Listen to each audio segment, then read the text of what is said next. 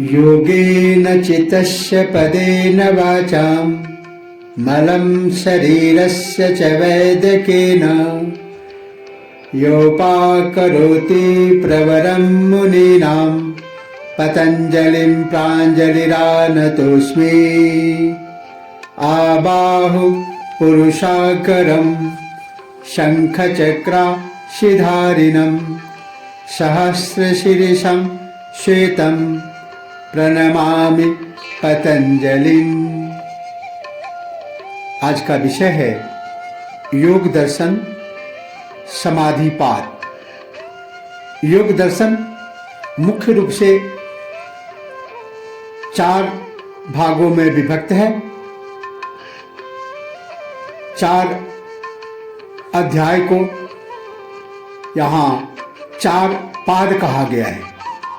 प्रथम अध्याय समाधिपाद, दूसरा अध्याय साधनपाद, तीसरा अध्याय विभूतिपाद और चौथा अध्याय कैवल्यपाद। आज का विषय है समाधिपाद। इसमें 8 विषयों पर मुख्य रूप से प्रकाश डाला गया है। योग शास्त्र का आरंभ, योग के लक्षण, चित्त की वृत्तियों के भेद और उनके लक्षण, चित्त की वृत्तियों का विरोध, समाधि वर्णन, ईश्वर प्रणिधान का महत्व, चित्त के विक्षेप और उनको दूर करने के उपाय, मन को स्थिर करने के उपाय, समाधि के अन्य भेद एवं उनका फल। अभी एक एक सूत्र का संस्कृत और हिंदी में अर्थ प्रस्तुत किया जाएगा। प्रथम सूत्र है अथ योगानुशासनम, अर्थात अब परंपरागत योग विषयक शास्त्र आरंभ करते हैं। दूसरा सूत्र है योगश्चित्त वृत्ति निरोध, चित्त की वृत्तियों का सर्वथा रुक जाना निरोध योग है। सूत्र 3 तदा द्रष्टु स्वरूपेवस्थानम, उस समय दृष्टा अर्थात आत्मा की अपने रूप में स्थिति हो जाती है। सूत्र 4 वृत्ति सारूप्य मित्रत्र, दूसरे समय में दृष्टा आत्मा का वृत्ति के सदृश स्वरूप होता है। सूत्र 5 वृत्तयः पंचतयः क्लिष्टा अक्लिष्टा, वृत्तियां 5 प्रकार की है और उनके प्रत्येक के क्लिष्ट और अक्लिष्ट 2 भेद है। सूत्र 6 प्रमाण विपर्य विकल्प निद्रा स्मृतयः, अर्थात प्रमाण, विपर्य, विकल्प, निद्रा और स्मृति, ये 5 वृत्तियां हैं। सूत्र 7 प्रत्यक्षानुमाना अगमा प्रमाणानि, प्रत्यक्ष, अनुमान और आगम भेद के अनुसार प्रमाण वृत्ति 3 प्रकार की है। सूत्र 8 विपर्ययो मिथ्या ज्ञान में तद्रूप प्रतिष्ठम, वस्तु में अन्य वस्तु का जो मिथ्या भ्रमपूर्ण ज्ञान होता है वह विपर्य है। सूत्र 9 शब्द ज्ञानानुपाति वस्तु शून्यो विकल्पः,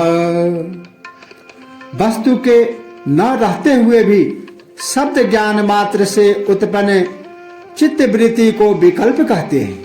सूत्र 10 अभाव प्रत्यया अलम्बला वृत्तिर निद्रा, अभाव के ज्ञान का अवलंबन करने वाली, ग्रहण करने वाली वृत्ति निद्रा है।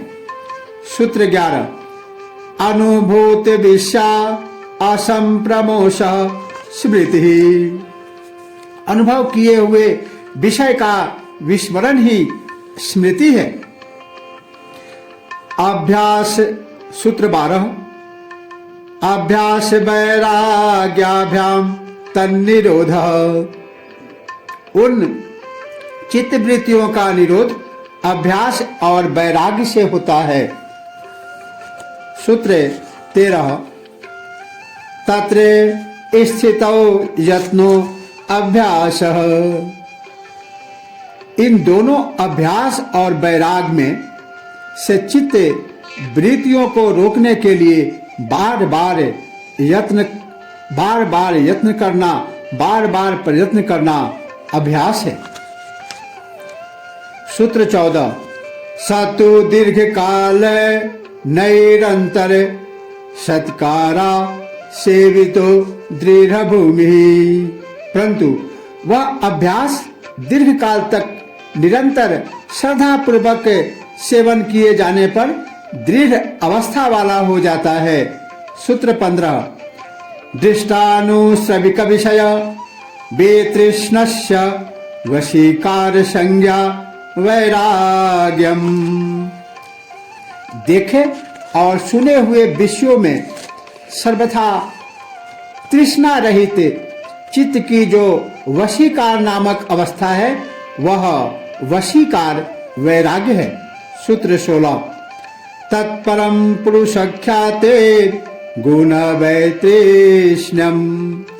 पुरुष के ज्ञान से आत्मज्ञान होने पर प्रकृति के गुणों में तृष्णा का सर्वथा अभाव हो जाना परम वैराग्य है। सूत्र 17। वितर्क विचारानंदा स्मिता अनुगमा संप्रज्ञातः। इन चारों के संबंध से युक्त चित्त वृत्ति का समाधान संप्रज्ञात, वितर्क, विचार, आनंद और अस्मिता, इन चारों के संबंध से युक्त चित्त वृत्ति का समाधान संप्रज्ञात योग समाधि। सूत्र 18। विराम प्रत्ययाभ्यास पूर्वः संस्कार शेषो अन्यः। परा वैराग्य के बार बार अभ्यास करने से जब मानसिक क्रियाएं शांत होकर केवल संस्कार शेष रह जाते हैं तो वह असंप्रज्ञात समाधि है। सूत्र 19। भाव प्रत्ययो विदेह प्रकृति लयानाम। विदेह और प्रकृति लय योगियों का उपयुक्त योग भाव प्रत्यय कहलाता है। सूत्र 20। श्रद्धा वीर्य स्मृति समाधि प्रज्ञा पूर्वक इतरेषाम। विदेह और प्रकृति लयों से भिन्न योगियों को श्रद्धा, वीर्य, स्मृति, समाधि और प्रज्ञा आदि उपायों से असंप्रज्ञात समाधि सिद्ध होती है। सूत्र 21। तीव्र संवेगा नाम आसनः। जिनके साधन की गति तीव्र है उनकी निर्विष समाधि शीघ्र होती है। सूत्र 22। मृदु मध्याधिमात्रत्वा ततोपि विशेषः। साधन की मात्रा हल्की, मध्यम और उच्च होने के कारण तीव्र संवेग वालों में भी काल का भेद हो जाता है। सूत्र 23। ईश्वर प्रणिधानाद्वा। इसके सिवा ईश्वर भक्ति यानी शरणागति से निर्विष समाधि की सिद्धि शीघ्र होती है। सूत्र 24। क्लेश कर्म विपाकास्यै रपरा मृष्ट पुरुष विशेष ईश्वरः। जो क्लेश कर्मों के फल और कर्मों के संस्कारों के संबंध से रहित है तथा समस्त पुरुषों से उत्तम पुरुषोत्तम है वह ईश्वर है। सूत्र 25 तत्र निरतिशयम् सर्वज्ञ बीजम। उस ईश्वर में सर्वज्ञता का बीज ज्ञान निरतिशय है। सूत्र 26 सर्वेषामपि गुरु कालेना नवच्छेदात्। वह ईश्वर पूर्वजों का भी गुरु है, क्योंकि उसका काल से अवच्छेद नहीं है, अनादि है। सूत्र 27 तस्य वाचकः प्रणवः। उस ईश्वर का वाचक नाम प्रणव ओंकार है। सूत्र 28 तजपस् तदर्थ भावनम।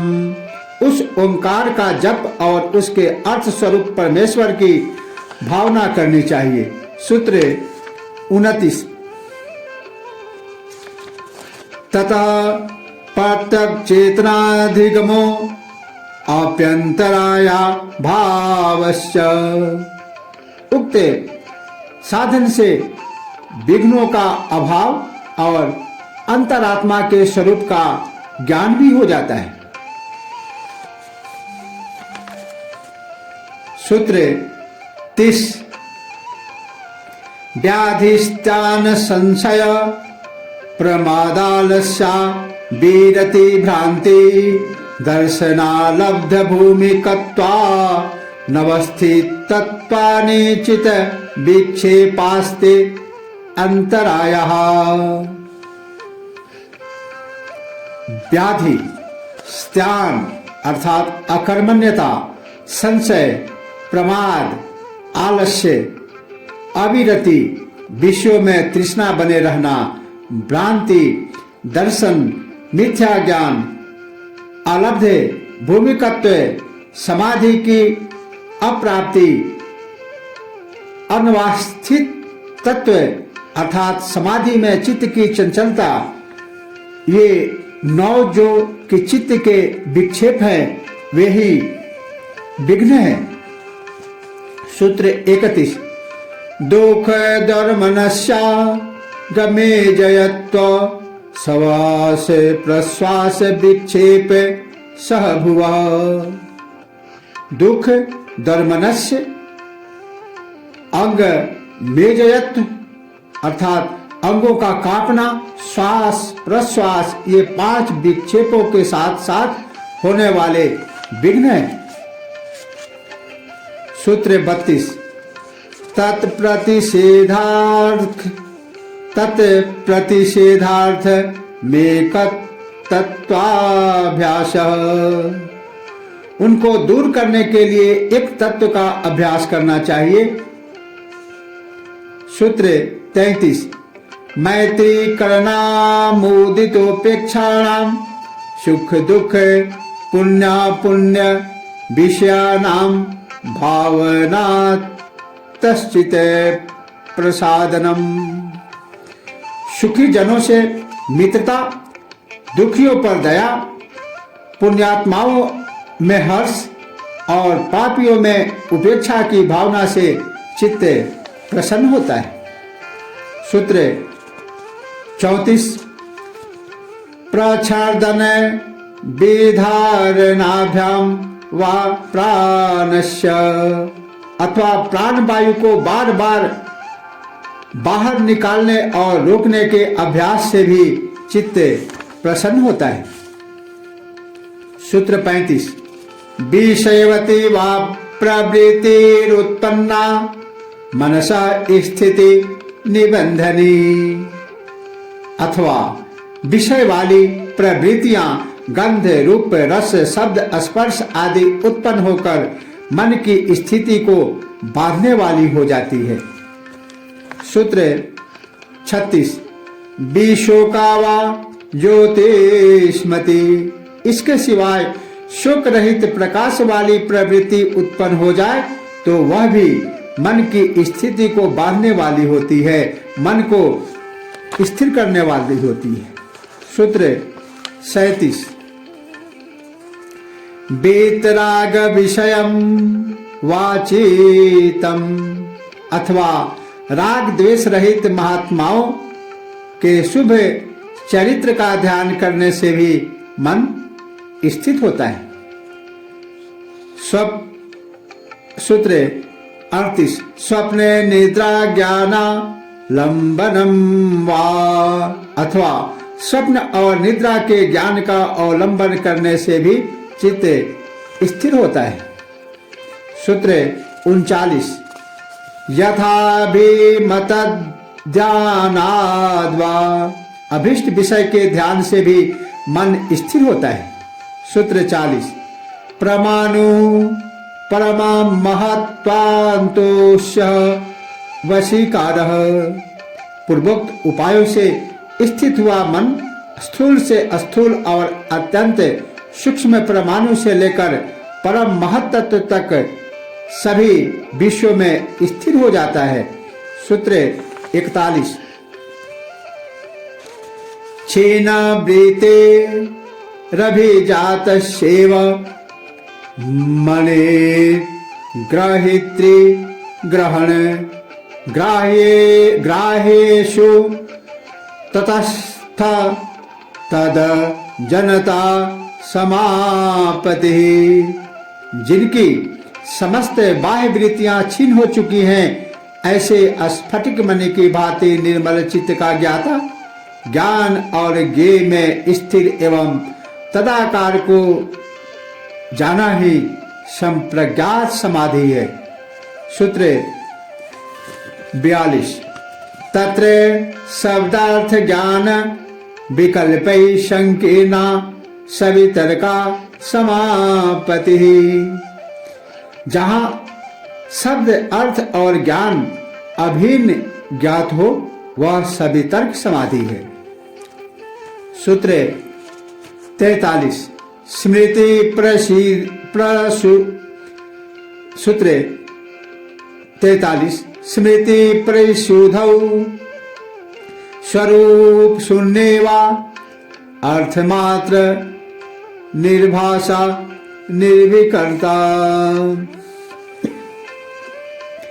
स्मृति के शुद्ध होने पर स्वरूप से रहित अर्थ मात्र को प्रकाश करने वाली चित्त की स्थिति ही निर्वितर्क समाधि है। सूत्र 44 एतयैव सविचारा निर्विचारा च सूक्ष्म विषया व्याख्याता, इसी सवितर्क निर्वितर्क समाधि के द्वारा सूक्ष्म विषयक सविचार और निर्विचार समाधि की भी व्याख्या की हुई समझनी चाहिए। सूत्र 45 सूक्ष्म विषयत्वं चा लिंग पर्यवसानम, और सूक्ष्म विषयता अलिंग प्रकृति पर्यंत है। सूत्र 46 ताएव सबीजा समाधि, वे सब की सब ही उपर्युक्त चारों सबीज समाधि। सूत्र 47 निर्विचार वैशारद्ये अध्यात्म प्रसाद, निर्विचार समाधि अत्यंत निर्मल होने पर अध्यात्म प्रसाद प्राप्त होता है। सूत्र 48 ऋतंभरा तत्र प्रज्ञा, उस समय योगी की बुद्धि ऋतंभरा अर्थात सत्य को धारण करने वाली होती है। सूत्र 49 श्रोतानुमान प्रज्ञाभ्यामन्य विषया विशेषार्थत्वात्, श्रुति और अनुमान से होने वाली बुद्धि की अपेक्षा इस बुद्धि का विषय भिन्न है, क्योंकि यह विशेष अर्थ वाली है। सूत्र 50 तज्जः संस्कारो अन्यः संस्कार प्रतिबंधी, तज्जः संस्कारो अन्यः संस्कार प्रतिबंधी, इस ऋतंभरा प्रज्ञा से उत्पन्न संस्कार अन्य संस्कार का प्रतिबंधक है, बाध करने वाला है। सूत्र 51 और समाधि पाद का अंतिम सूत्र तस्यापि निरोधे सर्व निरोधा निर्विजा समाधि। उसका भी निरोध हो जाने पर, सबका निरोध हो जाने के कारण निर्बीज समाधि हो जाता है। इति समाधि पादः, इस प्रकार योग दर्शन के अंतर्गत यह समाधि पाद का संस्कृत हिंदी अनुवाद संपन्न हुआ।